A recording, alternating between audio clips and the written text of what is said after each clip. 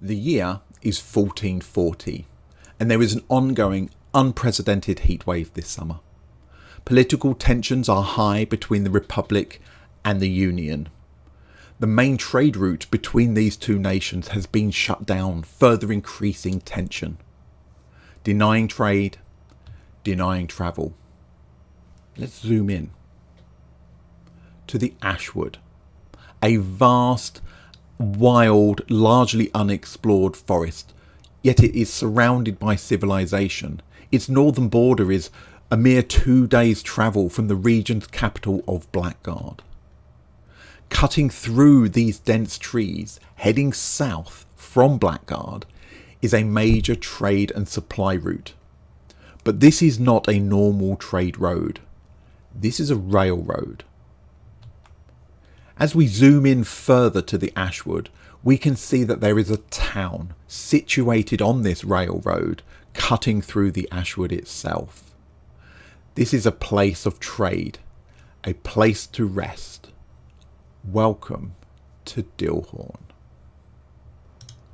Hello and welcome back. I am the Clay Golem and welcome to the Atroxia campaign setting. This is a flintlock fantasy campaign setting for D&D. In this video, we're going to take a look at the first published adventure for this setting.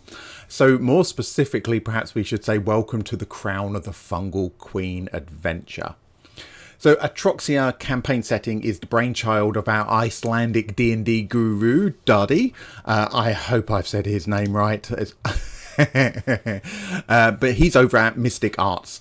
So if you're not familiar with Mystic Arts, he does a lot of content on a lot of it around writing and how to run as a DM different kind of campaigns and scenarios, how to set up encounters and things like that. Hugely good resource. So if you're not familiar with Mystic Arts, what the heck are you doing? You've obviously been living with the troglodytes in some deep cave somewhere. There's a link in the description. Go and check him out because, yeah, it's absolutely brilliant. And it's one of the reasons why I don't do a huge amount of that content, because there are people out there do it far better than I can.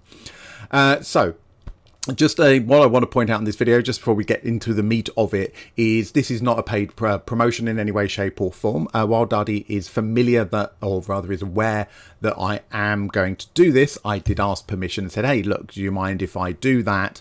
Although he's got no editorial kind of input into this. So this is my opinion, my words, etc. So it's with blessing, but with no input.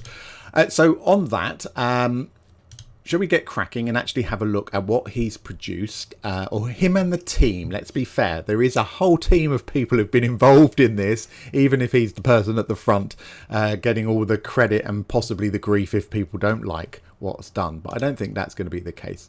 So we're going to start off by looking a little bit about the setting for this adventure, because that's really quite important. I'll see you in a moment.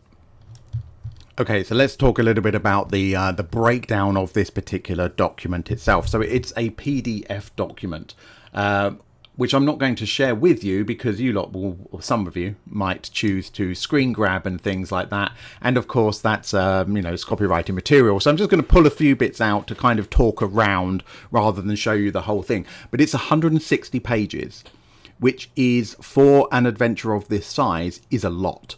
So why is it so big? And it's about context. It's about all of the additional information and the details. And if you've been watching my channel for any length of time, you'll realise that details are quite important to me, because that's the difference between having a flat world and having a living world. So he does this really well, I think, in this particular adventure. And like I say, these are my words. They're not prompted by anybody else. So it gives you lots of information about the campaign setting in here.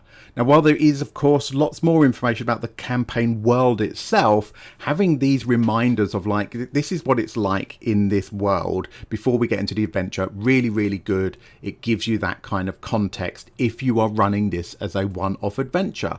And as it's the only kind of published one at this moment, what else are you going to do? But the other things that you will see on the right hand side here is, what do you need? So he talks about the other game expansion, so the custom rules that he's designed for working in his campaign world that bring more detail and more engagement with certain things, such as travel and stuff like that, using hexploration for your exploration processes. Now, it does say that you need those. And again, if you're getting this adventure, you're getting this through Patreon, and you can also get access to those other resources. But you do not have to use them. And that's really, really important. So while it's saying here about, the Mystic Arts rules expansions, the Arcane Forge, Dungeoneering, Firearms, Hexploration, more supplements, what I can see looking at the actual adventure myself is there are subtitles for things like the Arcane Forge Alternative. Use the default crafting rules. That's it. The Dungeoneering Alternative gives you a little paragraph about what you can do instead of using the Dungeoneering rule set.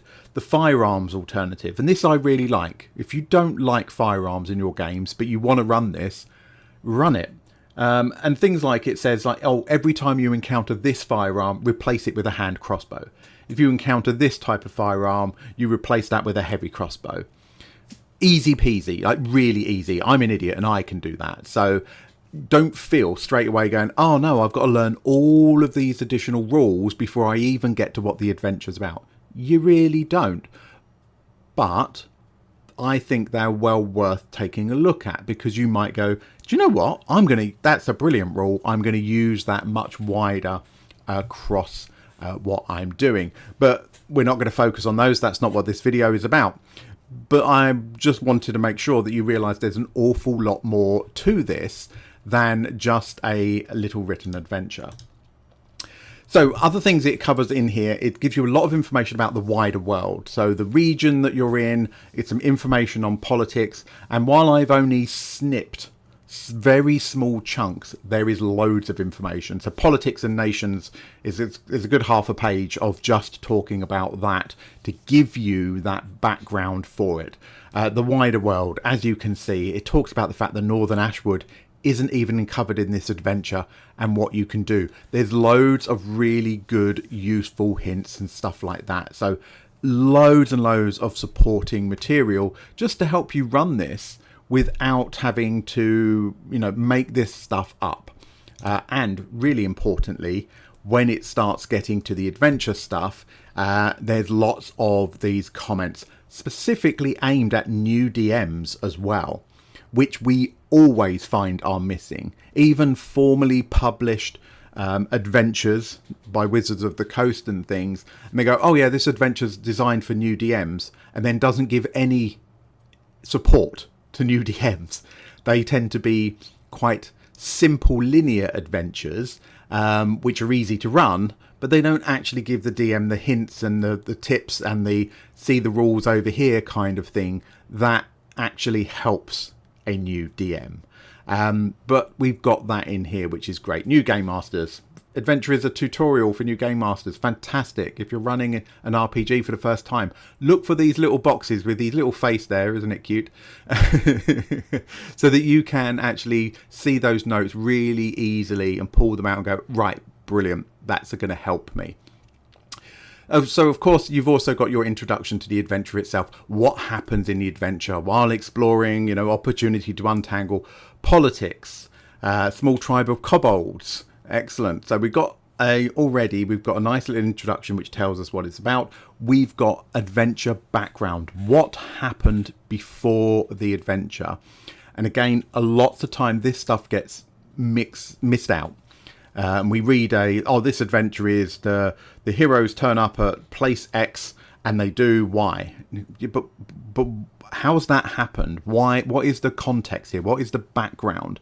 As a DM, understanding that background makes it much better, much easier to make things up on the fly because you've got that context. And this is what Dadi has done, I think, really, really well, is give that much wider context, which helps bring the world to life, that then when your players actually turn up, it's already a living world that they're dropping into and they're going to start their adventure in there. And of course, we've got a decent actually a decent adventure overview of what that particularly covers. So it talks about obviously making use of the firearms, etc., being able to do that. So I will just read out a little bit of that that section for you, just so that you've kind of got a bit more what this adventure is about. Excuse me, I had to clear my throat, of course. So the adventure background, a series of unlikely events has led to the broken sentience of a dead arc druid to haunt the woods in the form of a malevolent fungal sentience. So this sentience calls itself the Fungal Queen. There we go. It's in the title of the adventure.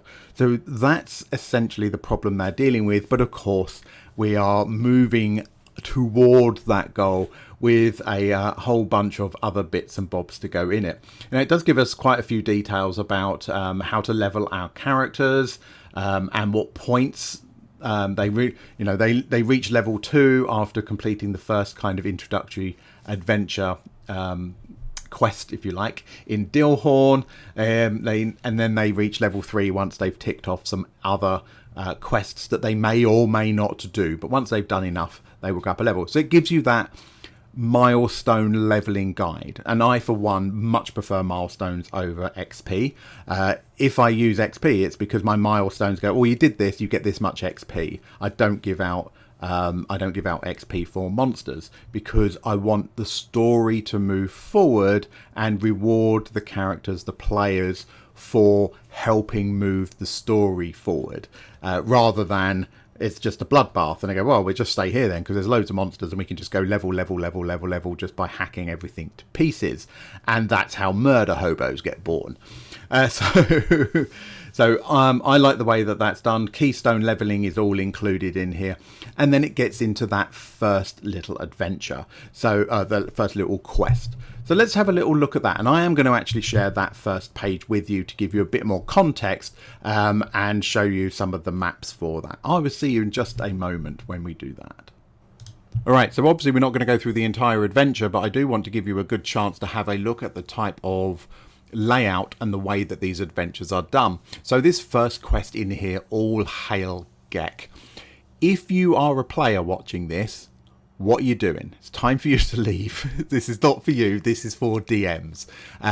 If you've got this far and you're a player rather than a DM, and you're thinking this does look like an interesting campaign setting, this is where you go, leave the video, go and poke your DM and say, hey, look, I would like you to go and look at this. Either to this video so they can see what you've seen, or of course, go straight to Mystic Arts and say, go and poke them, go and have a look at what's going on over there. Because you want to play it and you don't want to spoil it. So on the assumption that those players have now left, you have left, haven't you? Right, on the assumption that they've now left, let's have a little look at the first part of this first quest within here, just to give you a good idea. So you can see, starting the adventure, how they met, delivery quest. We've got backgrounds on the dungeon. So we've got a bit of why is this here, what's it doing? And you know that that's one of the things, little bugbear for me. It's like, well, okay, they've gone into the mega dungeon. Well, who built it? Why did they build it? Why did it exist? That's always questions that annoy me when I haven't got answers to and I have to make up my own answers to them. You might not have that. Depends on how you run your games, of course.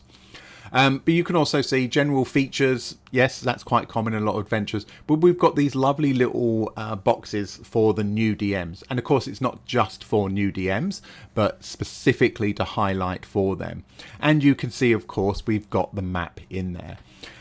This is not remotely built for Foundry VTT. This is an adventure to run face-to-face gaming round a table or however you want to run it. So it's not specific to a particular platform.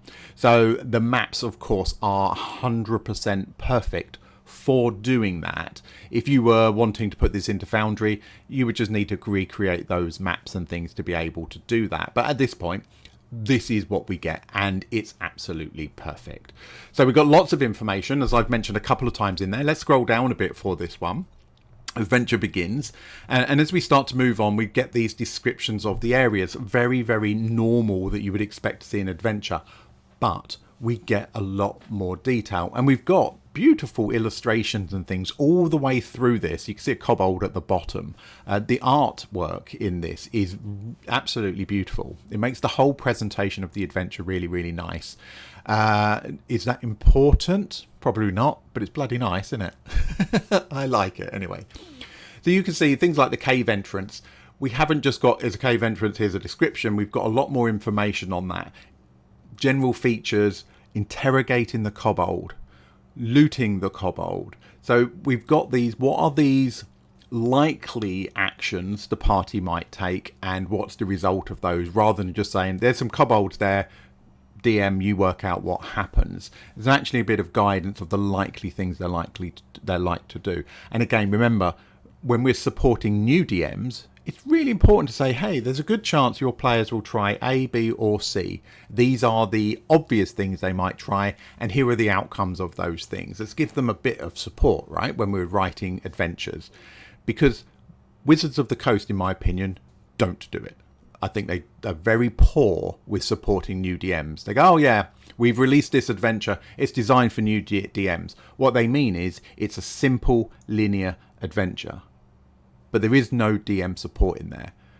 Look at just this one page. How to roll for initiative, reading a stat block, forks in dungeons, splitting the party, descriptions and dungeons, role-playing. And I missed some.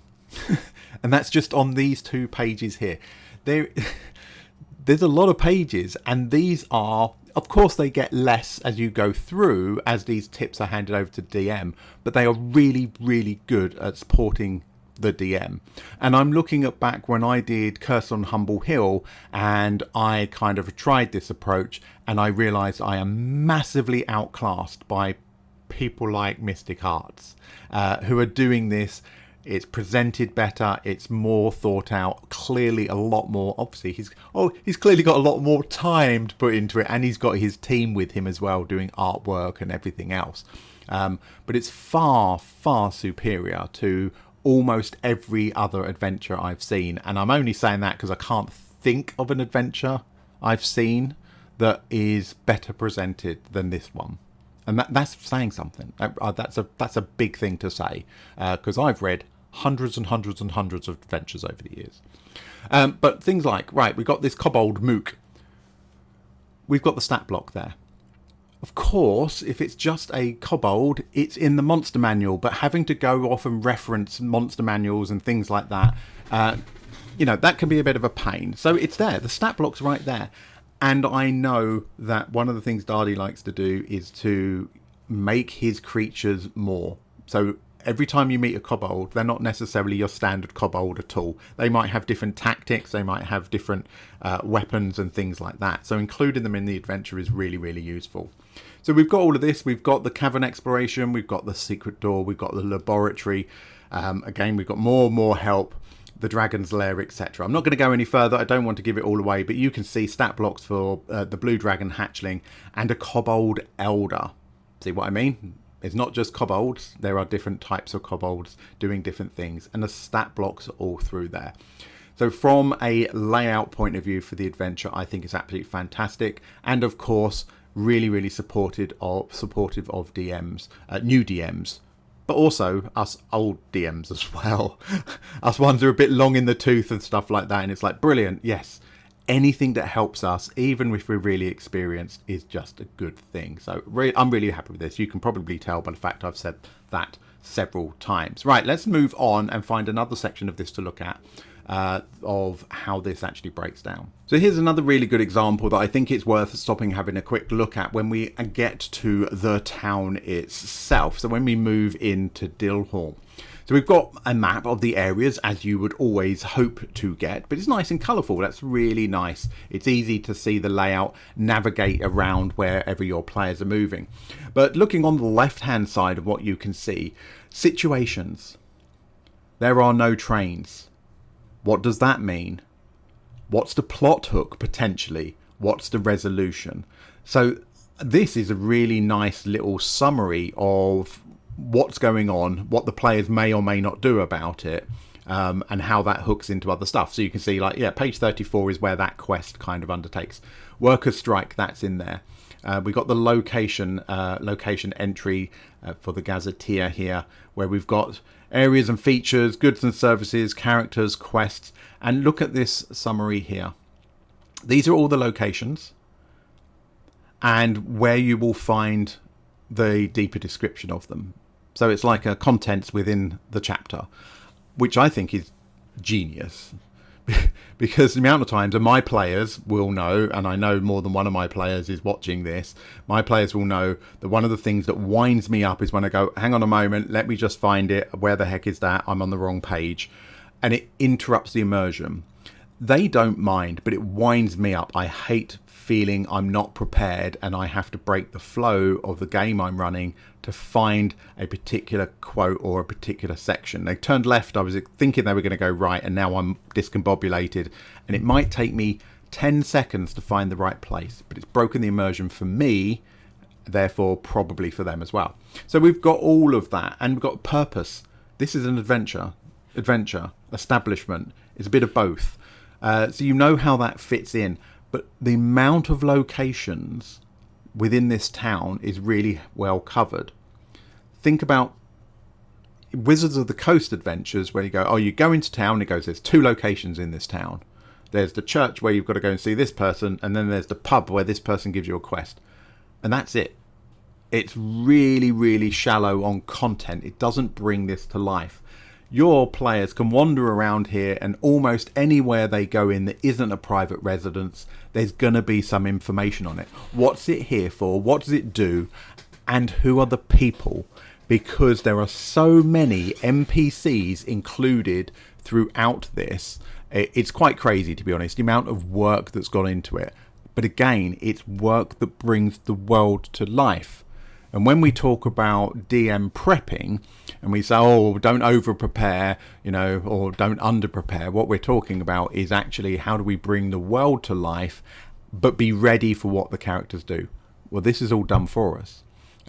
All of that kind of prep, because if they walk into a building in here, we've got a good idea of what's already there. It's prepped for us. We haven't got to make that stuff up.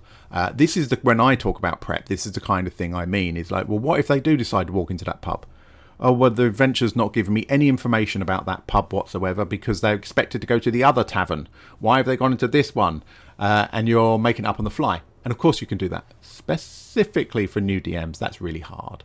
So yeah, I love this. Right, let's move on. Let's find something else about the adventure itself rather than just the layout.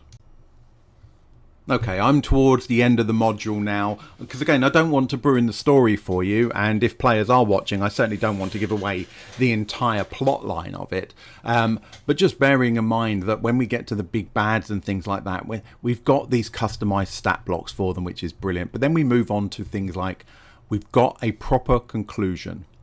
How does this change the world? Because players being successful or failing should change the world. That might be on a micro scale, it changes this village or a few people's lives, or it might be on a macro scale, it might change the international politics of the area or something like that, saving the world even.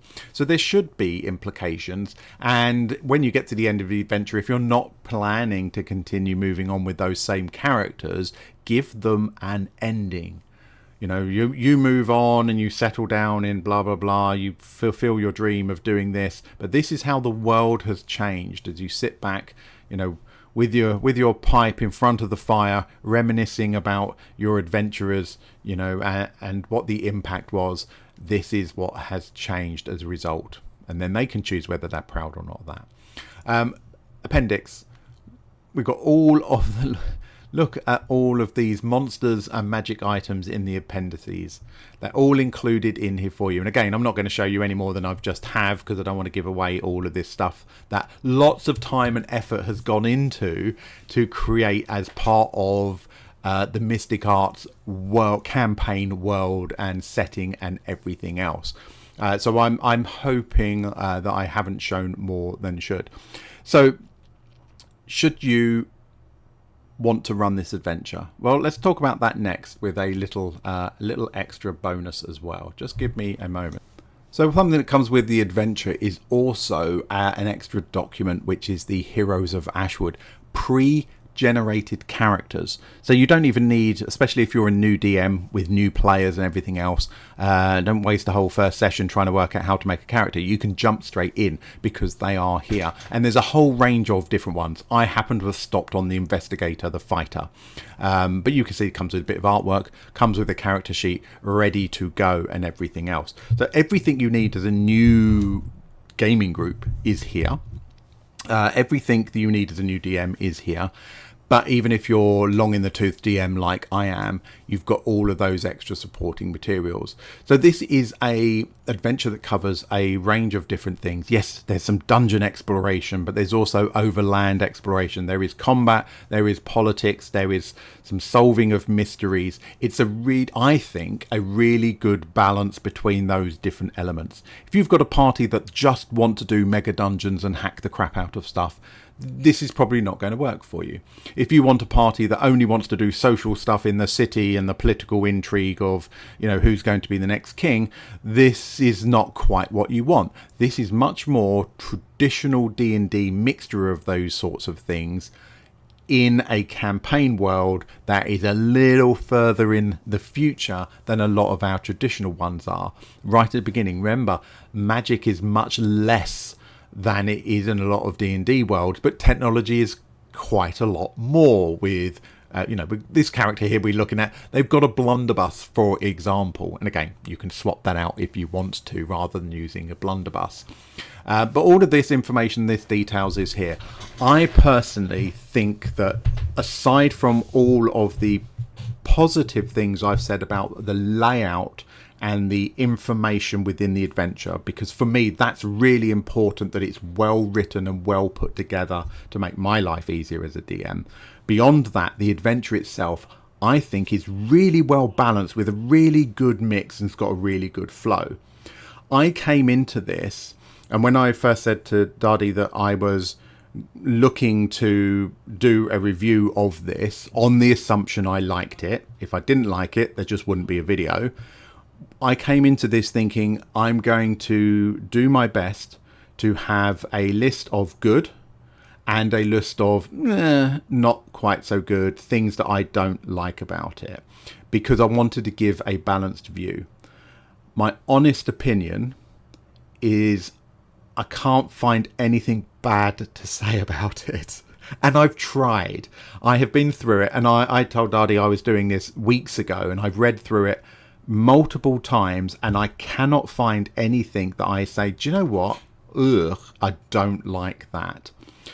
If you really pushed me to say something I don't like about it, it would possibly be the fact that there are those additional rules the mystic arts additional rules, the hexploration, the gun rules and things like that, the crafting rules and things that make this more complex. However, he's already told me in the adventure I don't need to use those.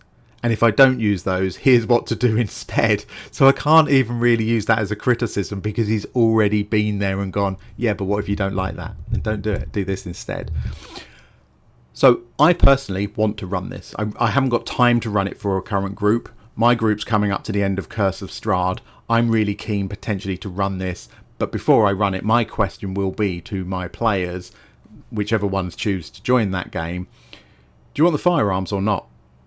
And if they say, yeah, because that will be a very interesting change of pace, then I will be looking at those further rules. They might go, no, we want to stick a bit more traditional than that. Absolutely fine. Now, bearing in mind, even things like the train, if you don't like the idea of a steam locomotive, you can change that as well. It can still be on tracks, like mine tracks, and it can be pulled by beasts. Whatever you like, you can make those kind of amendments. I hope this has been interesting for you and informative. I'd say there will be links in the description. Hop over to Mystic Arts. Definitely watch his video stuff if you have not been doing that, because you should be, because it will change the way that you approach certain things with your D&D campaigns, especially the way that you write your own campaigns and adventures and things like that. If you're particularly interested in this, again, there's a link in the description. You can go find it on Patreon, and you can download your own full copy of this, have a proper look through. I've tried to cover as much as I can without giving away too much of the plot, and obviously without sharing too much content. You can't even copy this character sheet because I haven't given you the whole thing on screen. For those of you who are thinking, oh, yeah, we'll just yoink that one. You can't do it. I hope not anyway, and I hope that I've managed to walk that line for Dadi without giving away their hard work of all of their team, the artists, the proofreaders, all of the people who've been involved in that. The credits are in the adventure, of course, so you can read those for yourselves as well. I'm going to run it. I love it. I think it's absolutely brilliant. And just by working through this adventure, I have learned a lot about the way I present my adventures and the way that I write my adventures. So if nothing else, just even if I never ran the adventure, what I've learned from it, for me, was well worth the Patreon. And again, I paid for my version of this. It wasn't a free gift. Anyway, I hope that's been interesting. I know it's a little bit different for me to do reviews and stuff like that, but we need to expand our library of options for us as DMs. Next video, we will be back in Foundry VTT. Thank you for watching if you made it all the way this far. And of course, I've mentioned patrons several times. A huge thank you to my patrons. The free members as well as the paid members. You really do make this all kind of come together. And very shortly we will have coming out the Rime of the Frost Maiden. It's almost complete, which is where my time's been going, so that will be my gift to you guys to say thanks for those of you who want to run that. Take care. I will see you in the next one.